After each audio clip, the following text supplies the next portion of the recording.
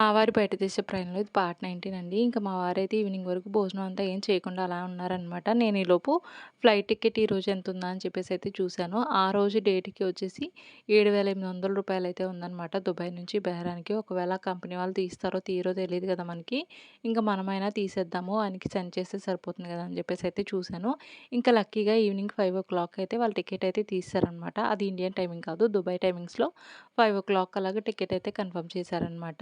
ఇంకా అప్పుడు మా వారొచ్చేసి దుబాయ్‌లోనే ఒక టీ, అలాగే ఒక బిస్కెట్ అయితే తీసుకొని తిన్నారు. అది రూ. 500 అయిందంటండి. నేను నిజంగా నమ్మలేకపోయాను. ఒక టీ అలాగే బిస్కెట్ మన సైడ్ అయితే రూ. 20కో, రూ. 50కో వస్తది. అలాంటి టైంలో ఆయన రూ. 500 పెట్టేసి ఒక టీ, బిస్కెట్ కొనుక్కొని తినడం నాకు చాలా బాధగా అనిపించిందనమాట. ఒకవేళ మీరెవరైనా ట్రావెలింగ్ చేస్తుంటే గనక బ్యాగ్‌లో స్నాక్స్ కానీ, యాపిల్, ఫ్రూట్స్ ఇలాంటివి ఏమైనా సరే క్యారీ చేయండి.